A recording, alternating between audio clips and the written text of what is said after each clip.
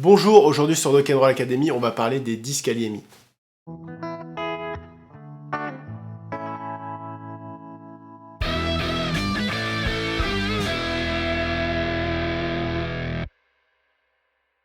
Dans cette vidéo, on va parler de l'hyperkaliémie et de l'hypokaliémie, comment on la diagnostique et comment on la traite. Avant tout, un petit rappel sur le potassium. Le potassium, c'est le principal cation intracellulaire. Sa concentration extracellulaire est de l'ordre de 3 à 5 millimoles par litre. Cette faible concentration extracellulaire est cependant bien régulée par l'état acido-basique, l'insulinémie, l'aldostérone et les catécholamines endogènes. D'abord, parlons d'hyperkaliémie. L'hyperkaliémie, c'est lorsque le potassium plasmatique est supérieur à 5 millimoles par litre. Attention, cette valeur peut varier selon la norme du laboratoire. Il faut faire attention parce qu'il existe des états où on peut avoir des fausses hyperkaliémies, comme les situations d'hémolyse massive où le garrot est trop serré lors du prélèvement ou que le prélèvement se complique. Il faut faire attention aussi au relargage du secteur intracellulaire qui peut avoir lieu si le moment où l'on prélève le tube et le moment où on fait le techniquage est trop long. Il y a aussi le cas des hyperleucocytoses et des thrombocytoses majeures. Quand on a énormément de cellules dans le sang, il peut y avoir un relargage de potassium de ces cellules vers le secteur plasmatique au moment du prélèvement. Le problème de l'élévation de la kaliémie dans le secteur extracellulaire, c'est que ça va perturber le potentiel de membrane cellulaire. Et donc les signes cliniques qui vont en découler vont être le reflet de cette perturbation de ce gradient. On a donc une altération du potentiel de membrane et donc le principal organe qui va en souffrir, c'est le cœur. On va donc rechercher en premier lieu les signes cardiaques par la réalisation d'un ECG systématique. Sur cet ECG, on va pouvoir voir des ondes T qui sont amples, pointues, symétriques et diffuses dans toutes les dérivations de l'ECG, des blocs sino- et auriculo-ventriculaires de plus ou moins haut grade, un élargissement des QRS et de façon extrême une tachycardie, voire une fibrillation ventriculaire qui peut emmener au décès. Les autres organes qui vont souffrir de cette altération de potentiel, ce sont les muscles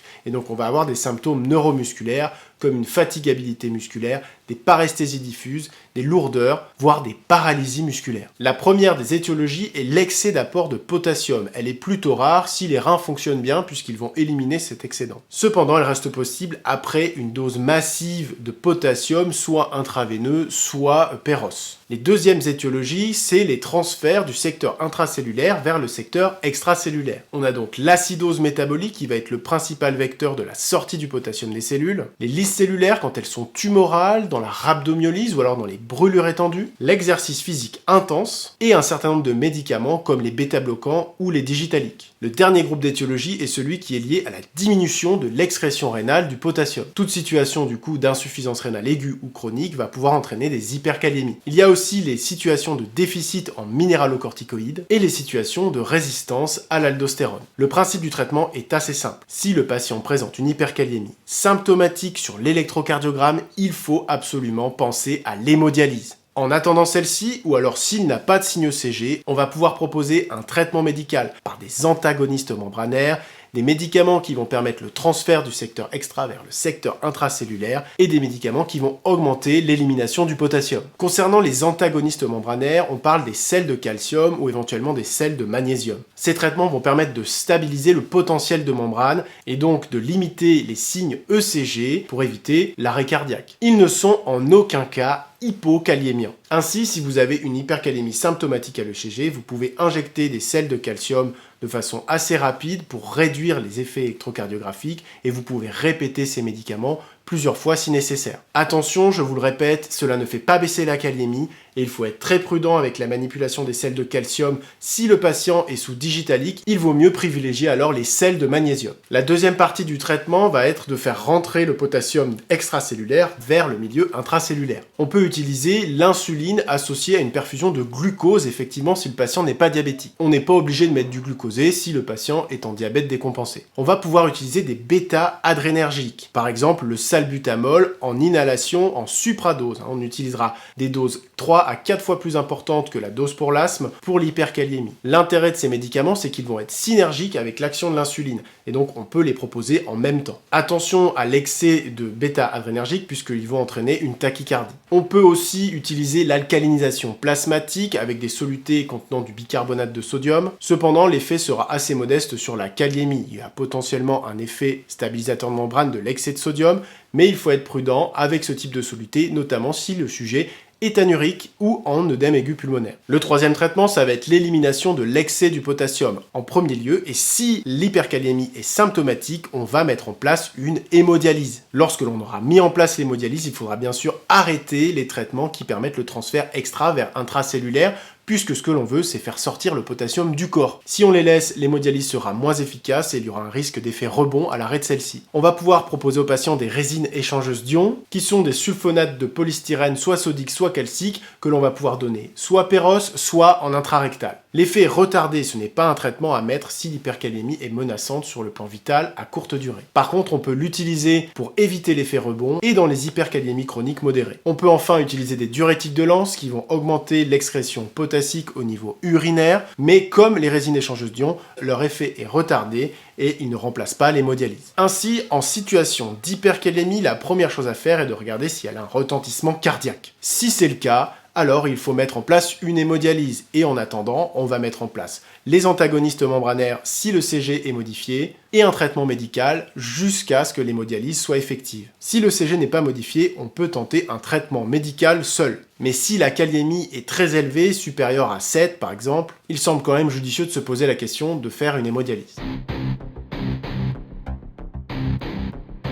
Parlons maintenant des situations d'hypokaliémie, c'est-à-dire quand le potassium est inférieur à 3,5 mmol par litre. De la même façon, cela peut varier avec les normes du laboratoire. Comme pour les hyperkaliémies, il faut se méfier des fausses hypokaliémies, notamment en cas d'hyperleucocytose majeure, si le prélèvement n'est pas traité de façon rapide. La baisse de la kaliémie va donc rendre les membranes cellulaires hyperexcitables, et comme l'hyperkaliémie, le principal organe qui va en souffrir, c'est le cœur. Dans les situations d'hypokaliémie, il faut aussi faire un ECG de façon systématique. Sur celui-ci, on va pouvoir voir des ondes T qui, à l'inverse de l'hyperkaliémie, vont pouvoir être plates, voire inversées. On va avoir l'exacerbation de l'onde U physiologique, un allongement de l'espace QT, des troubles du rythme supraventriculaire, comme de la fibrillation atriale, et dans les situations extrêmes, une torsade de pointe qui peut partir en tachycardie ou en fibrillation ventriculaire. Le reste des symptômes va être un peu plus floride. Au niveau neuromusculaire, par exemple, on va pouvoir avoir des crampes, des myalgies, des faiblesses musculaires, et on peut, si l'hypokaliémie est très sévère et prolongée, voir des rhabdomyolyses. Au niveau digestif, l'hypokaliémie va paralyser le transit, on va donc avoir un iléus réflexe et cela peut aller jusqu'au syndrome d'Ogilvie si celui-ci est diagnostiqué tardivement. Au niveau rénal, l'hypokaliémie chronique entraîne une polyuropolydipsie. Elle va aussi par phénomène de transfert aggraver les alcaloses métaboliques et elle va pouvoir provoquer, quand elle sera chronique, des néphropathies tubulo-interstitielles avec une évolution vers l'insuffisance rénale chronique. Comme les hyperkaliémies, les étiologies sont essentiellement les carences d'apport dans le cadre d'anorexie mentale ou dans les dénutritions sévères, ou dans la nutrition artificielle qui est mal réglée. On va avoir des situations de transfert du potassium vers le secteur intracellulaire, comme dans l'alcalose métabolique, dans la prescription d'insuline ou de bêta-2 mimétique, une maladie qui s'appelle la paralysie périodique familiale, ou dans les situations où l'on va stimuler l'hématopoïèse, comme dans les leucémies aiguës ou après l'injection d'agents myélostimulants. Le troisième groupe d'étiologie va être celui de l'excès de perte. Encore une fois, c'est le rein qui est au centre de la régulation du potassium. Ainsi, si les pertes sont extra-rénales, dans les urines, on va retrouver très peu de potassium. C'est ce que l'on appelle la kaliurèse adaptée, quand elle sera inférieure à 20 mmol par litre. Par contre, si celle-ci est inadaptée, elle sera supérieure à 20 mmol par litre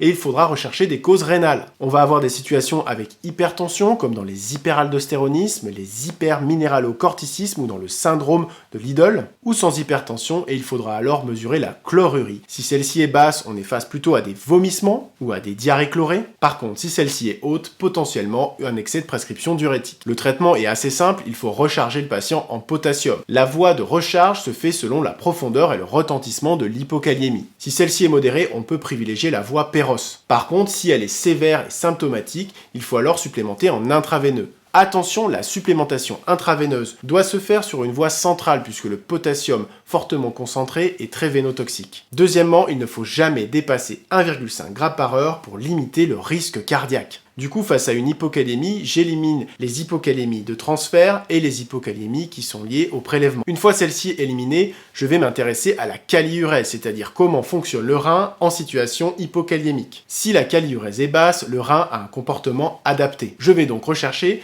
des carences d'apport ou des excès de perte type diarrhée. Si la kaliurèse est élevée, elle est donc inappropriée et le rein est en cause. je vais mesurer la pression artérielle de mon patient. Si elle est élevée, je suis face à une situation probablement d'hyperaldostéronisme, d'hyperminéralocorticisme ou un syndrome de Lidl. Si la pression artérielle est normale ou basse, je vais regarder quel est l'état acido-basique de mon patient. Si le patient est en acidose métabolique, j'ai donc probablement soit une acidocétose, soit une acidose tubulaire. Par contre, si je suis plutôt en alcalose, dans ce cas, je vais regarder la chlorurie. Si elle est basse, je suis face donc à des vomissements ou des diarrhées, et si elle est élevée, probablement un excès de diurétisation, des pathologies génétiques comme le Bartter ou le Gitelman, une hypomagnésémie que je dois systématiquement supplémenter en même temps que la calcémie, ou des médicaments toxiques de la branche large de l'anse de Henle, comme certains antifongiques. Voilà, j'espère que vous avez aimé cette vidéo sur la kaliémie et que vous êtes incollable maintenant sur les situations dyskaliémiques. N'hésitez pas à vous abonner à notre chaîne YouTube ou à nous suivre sur les réseaux sociaux pour avoir plus de contenu sur Doc & Roll Academy. D'ici là, restez connectés,